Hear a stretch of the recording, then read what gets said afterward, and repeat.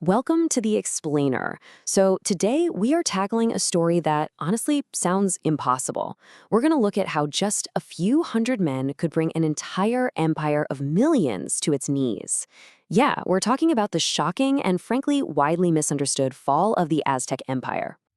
Right, let's just jump straight in. This is the question, isn't it? How on earth did 500 guys defeat an empire of 35 million people? We all think we know the answer, guns, germs, and steel. But that's not even half the story.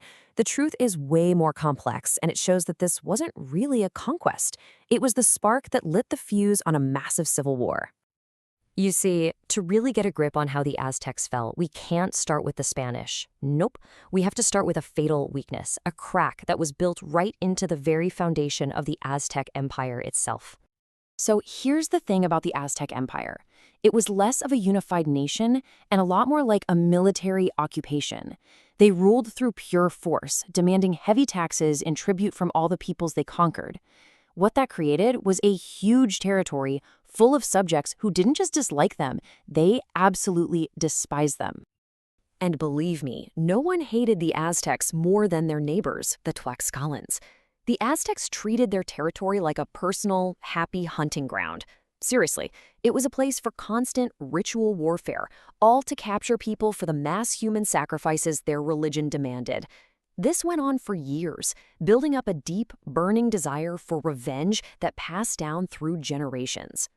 Okay, so now let's bring the Spanish into the picture. But before we get to the man in charge, Hernán Cortés, we've got to talk about the guy who literally wrote the playbook for conquest in the Americas, Christopher Columbus. Look, forget that story you learned in school about the genius who proved the Earth was round. Everybody who was educated knew that for like 1,500 years. Columbus was an opportunist whose entire trip was based on a gigantic screw-up. He thought the planet was only half as big as it actually is. The Portuguese court basically laughed him out of the room, but the Queen of Spain thought, what the heck? If he's wrong, I list 3 ships. If he's right, I get super rich. And this quote, this tells you everything you need to know about his mindset.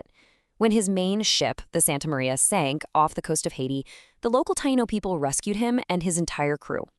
And in his letter to the Queen, what was his first thought? Not gratitude, exploitation. He saw their kindness not as a human virtue, but as a weakness that he could prey on. So he quickly set up this brutal 3-step pattern that would be copied for decades. When the Taino couldn't bring him the silver he wanted, he had his men chop off their hands and noses as a message. He used sheer terror to shatter their society and force them into slavery. This was the exact model of conquest that Cortés would bring with him to Mexico. All right, fast forward to 1519. Hernán Cortés lands in Mexico, and he's got this exact playbook in his back pocket. And he's about to use it not just to conquer a single group of people, but to turn an entire continent against itself. So Cortés shows up with about 500 men, and he makes this absolutely legendary move. He orders his own ships to be set on fire and sunk. The message to his crew couldn't have been clearer. There is no going home. We either conquer this land or we die right here. As they start marching inland, they walk right into the territory of the Tlaxcalans, the Aztecs' mortal enemies. The Tlaxcalans sent thousands of warriors to see what these weird new guys were made of. But after the Spanish held their ground and beat them, twice, the Tlaxcalan leaders had this stunning realization. These men weren't just another invader, they were the perfect weapon to finally destroy the Aztecs. Okay, so this is the absolute key to the whole story. The idea of 500 conquistadors toppling an empire, it's a myth. The reality is that Cortés's 500 men were now just the elite tactical unit of a massive indigenous army, over 100,000 strong, all marching to settle a score that was generations in the making. Armed with this new unstoppable army, Cortés marched on the Aztec capital of Tenochtitlan, this incredible, gleaming city built on a lake. And it's here that the conflict reached its brutal, devastating climax. What happened next was a clash of 2 completely different ways of thinking about war. For the Aztecs, warfare was this sacred ritual. The goal was to capture enemies alive for sacrifice later. They actually thought that spilling blood on the battlefield was immoral. The Spanish, they fought a war of annihilation. At the city of Cholula, after the Aztec army was defeated, the Spanish and their Tlaxcalan allies did something that horrified everyone. They massacred the entire civilian population.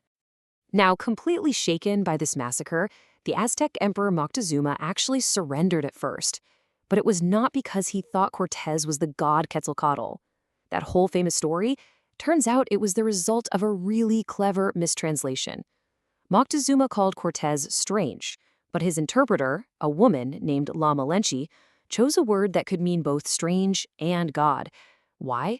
Probably to avoid getting punished by the incredibly narcissistic Cortés, who of course immediately latched onto the god version. Well, the Aztecs did eventually rise up and fight back, and they fought fiercely. But the final invisible enemy wasn't a sword or a cannon, it was smallpox. The disease, which the Spanish carried, just ripped through Tenochtitlan. The Aztecs had zero natural immunity. Their defenders died by the thousands. We're talking a catastrophic fatality rate of 1 in every 4 people. But the fall of the Aztec Empire, that wasn't the end of the story. No, it was just the beginning of one of the greatest demographic catastrophes in all of human history. One that would spark a moral crisis and lead to a horrifying new chapter for the entire world. The devastation was just almost total. Within a century, the indigenous population collapsed by 90%. And that number isn't just from disease. It was this deadly cocktail of constant war, the destruction of their agriculture by Spanish cattle ranching, and a system of brutal enslavement that literally worked millions of people to death. This horrifying reality actually led to a crisis of conscience back in Spain. A Dominican monk, a guy named Bartolomé de las Casas, who had seen the atrocities with his own eyes, fought relentlessly until he convinced the king to hold a formal debate on a shocking question. Did Native Americans even have souls? Were they human beings with rights? De las Casas, he won the moral arguments, hands down. He proved the humanity of the indigenous people. But he knew the judges cared a lot more about profit than they did about morality. So, in a final, desperate, and tragic plea to stop the genocide, he offered this horrifying compromise. He argued that, to keep the sugar plantations profitable, Spain should stop enslaving the dying Native Americans and instead import enslaved Africans who had immunities to Old World diseases. And his argument worked. It helped save millions of Native American lives. But in doing so, it cemented the transatlantic slave trade as official policy. It replaced one unimaginable tragedy with another that would last for centuries.